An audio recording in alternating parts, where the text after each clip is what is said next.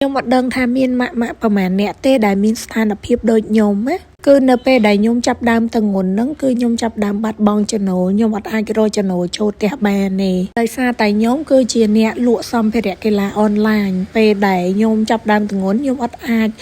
ទៅរៀបចំអវ៉ាន់ដាក់អវ៉ាន់ឲ្យភ្ញៀវបានដូចមុនទេព្រោះអវ៉ាន់សម្ភារៈកីឡាដូមដែកអីវាធ្ងន់ណាអញ្ចឹងយើងពិបាកក្នុងការរៀបហើយយើងអត់អាចអោនរៀបឬក៏លើកអវ៉ាន់ធ្ងន់នឹងបានទេអញ្ចឹងធ្វើឲ្យខ្ញុំនឹងបាត់បង់ចំណូលខ្ញុំផ្អាកមុខល្វនឹងមួយរយៈសិនណាកាលពីទងន់ដវងចាញ់កូនផងរកចំណូលអត់បានផងខ្ញុំរៀង stress បន្តិចដែរបើទោះបីជាចំណូលដែលខ្ញុំរកបានណាវាតិចតួចក៏ដោយវាធ្វើឲ្យខ្ញុំសុវ័យចិត្តហើយក៏អាចជួយសម្រាលបន្ទុកគ្រួសាររបស់ខ្ញុំបានខ្លះដែរប៉ុន្តែក្រោយមកខ្ញុំគិតថាបើខ្ញុំនៅតែប្រវាក់ចិត្តរឿងនឹងទៀតទី1វាប៉ះពាល់ដល់កូនទី2វាធ្វើឲ្យខ្ញុំកាន់តែ stress លើដើមអញ្ចឹងខ្ញុំក៏ត្រឡប់មកធ្វើអីដែលមានប្រយោជន៍សម្រាប់ខ្លួនឯងប្រយោជន៍សម្រាប់កូនរបស់ខ្ញុំហើយព្យាយាមធ្វើរឿងណាដែលសុវ័យ